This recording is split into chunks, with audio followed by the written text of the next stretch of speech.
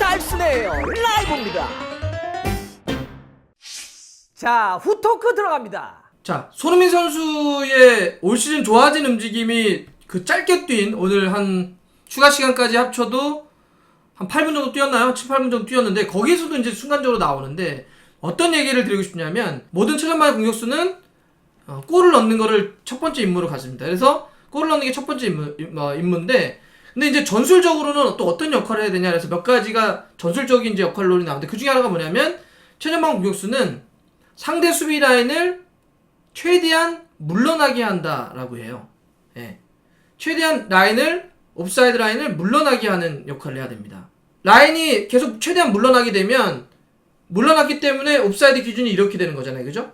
옵사이드 기준이 이렇게 된단 말이에요. 그러면 우리 쪽 선수들이 라인이 물러났기 때문에 뛸 수 있는 공간이 훨씬 더 많아진 거죠. 만약에 이렇게 높았다고 한다면 이 뒷공간은 들어가면 옵사이드니까 여기서만 뛸 수 있잖아요. 이해되시나요? 근데 라인을 최대한 뒤로 물를 수 있다면 밀어낼 수 있다면 공격수들이 뛸 수 있는 공간들이 훨씬 더 많아진다는 개념이죠. 그렇기 때문에 이탈리아 축구 전술론에서 나오는 최전방 공격수는 당연히 골을 넣는 게 무엇보다 중요한 첫 번째 임무지만 상대 수비 라인을 최대한 뒤로 물러나게 즉 밀어내야 된다라고 하는 게 또 중요한 역할론인데 손흥민 선수가 루카스 모우라가 골을 넣을 때 보면 수비수들의 라인을 물러나게 하잖아요. 물러나게 합니다. 그러니까 여기서 손흥민 선수가 라인을 딱 타서 이 걸리지 않는 라인에서 계속 이렇게 들어가요. 이 측면 쪽 크로스를 받기 위해서. 그러니까 두 선수는 손흥민 선수를 잡기 위해서 계속 따라 들어갑니다. 예, 계속 따라 들어가요. 그죠? 손흥민 선수를 잡기 위해서 계속 따라 들어갑니다. 이렇게. 뒤로 물러났죠. 아까 제가 했던 그 최전방 공격수의 역할론 중에 하나. 상대 수비 라인을 계속 뒤로 물러나게 할 것. 자, 이렇게 물러나게 하니까 볼이 이렇게 와서 루카스 모우라에서 골이 들어가는 거죠. 손흥민 선수가 예전에 강점이라고 하는 건 볼을 갖고 있을 때 온더볼 상황에서 강했어요. 손흥민 선수는 온더볼 상황에서 측면 쪽에서 이렇게 뭐 볼을 달아서 컷인한다든지 그래서 슈팅을 때린다든지 어쨌든 과거의 손흥민 그러면 볼을 갖고 있는 온더볼 상황에서 강했습니다. 온더볼 상황.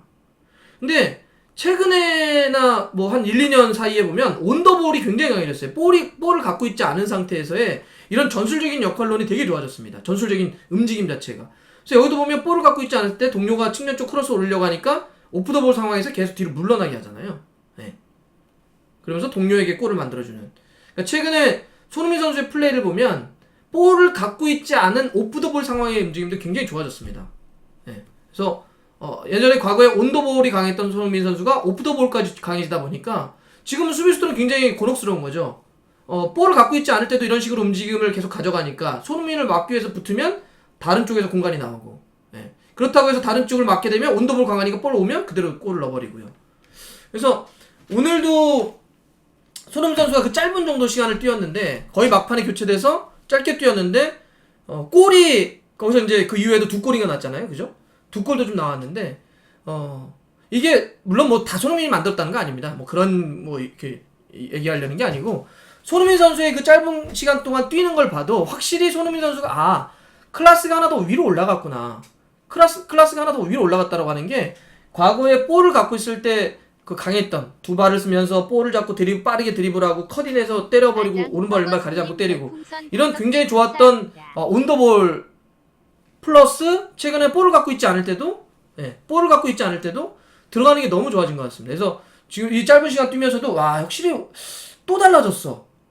잘한다. 예. 이런 생각이 들 정도로 볼을 갖고 있지 않을 때도 참 손흥민이 좋아졌구나라고 하는 걸 정말 그 짧게 뛰는 순간에도 이렇게 한번 볼 수 있었던 것 같고 오늘 손흥민 선수가 선발로 뛰지 않았고 막판에 좀 뛰었던 건 다가올 주중 맨시티와의 경기에서 이제 선발로 뛰게 하기 위해서 체력적으로 좀 안배한 거고 손흥민뿐만 아니라 주전급 몇 명 선수들을 오늘 선발에 좀 빼주면서 맨시티와의 목요일 새벽 경기를 좀 대비를 했는데요. 저는 그 경기에서 그러니까 지금으로 많이 예측을 하자면 이게 손흥민 선수라고 한다면 손흥민 선수하고 요렌테가 이렇게 투톱 쓸 가능성도 있고요. 혹은 루카스 모우라가 이렇게 쓸 수도 있고 혹은 루카스 모우라나 요렌테 원톱 한 명만 세운다고 한다면 제가 봐서는 요렌테만 세우긴 어려울 거예요. 요렌테는 누군가 옆에 있어가지고 빅앤스몰 조합해서 머리로 떨어지면 세컨볼 공격을 해야 되기 때문에 지금은 제가 봐서는 맨시티 경기에서 요렌테 손흥민, 루카스 모우라 손흥민 이렇게 쓴다든지 아니면 루카스 모우라가 가고 손흥민은 자기가 주로 뛰는 왼쪽에 가든지, 아니면 저는 손흥민 원톱도 가능하다 봅니다. 약간 손흥민을 제로톱처럼 써버리는, 이것도 저는 가능하다 봐요. 손흥민은 그냥 혼자 세워놓는 거예요. 나머지 이선이나 미드필더나 수비 쪽을 강화하고, 그래서 맨시티 번의 원정이니까 수비나 허리 쪽을 두껍게 한 다음에 손흥민 딱 제로톱처럼 해서 빠르게 역습을 가는, 손흥민의 빠른 발과 뒷공간을 치는, 온더볼과 오프더볼이 다 강해진 손흥민에게 최전방을 혼자서 맡기는 방법도 저는 가능하다고 봐요. 충분히 저는 가능하다고 봅니다. 그리고 실제로 2년 전이었나요? 맨시티하고 싸울 때 그런 적이 있어요. 그때도 아마 케인이 다쳤나? 그랬을 때 제로톱 전술을 한번 쓴 적이 있습니다. 손흥민을 올려놓고. 전 이거 가능하다고 봐요. 저는 이거 가능하다고 봅니다.